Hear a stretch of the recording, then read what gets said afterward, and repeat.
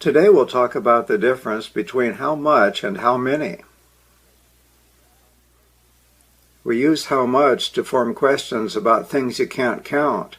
For example, how much water, how much cat food, how much bread. We use how many to form questions about countable nouns.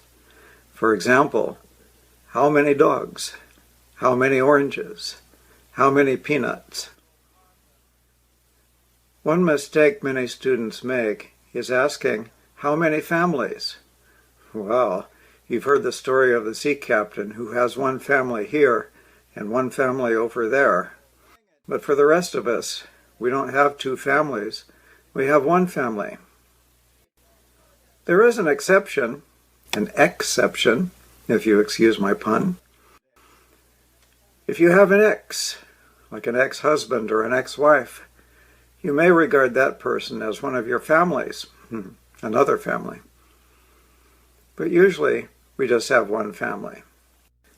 So the correct way to ask a question is, how many are there in your family? Now, how do we answer that question? If you're a kid, you might say there are 4. My father, my mother, myself, and one sibling. If you're an adult, you may say, there's myself, my spouse,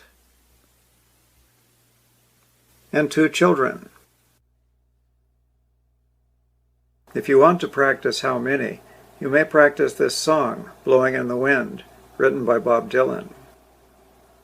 How many roads must a man walk down before you call him a man?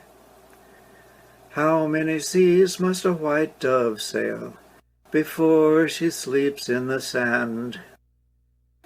Yes, and how many times must the cannonballs fly before they're forever banned? The answer, my friend, is blowing in the wind. The answer is blowing in the wind. Of course, there's a way to change from how much to how many. All you have to do is add a unit of measurement to the uncountable items.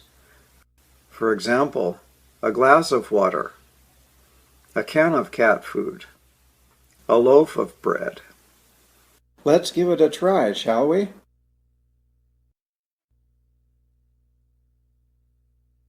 How many days are there in a week?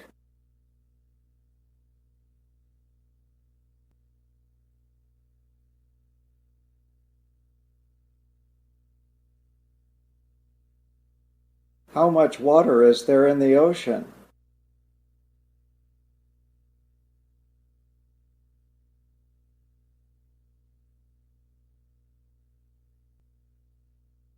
How many syllables are there in a haiku poem?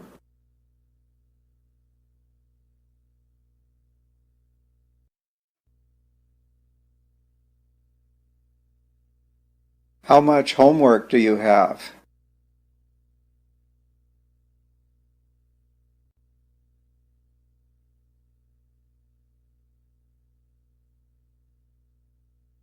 How many cousins do you have?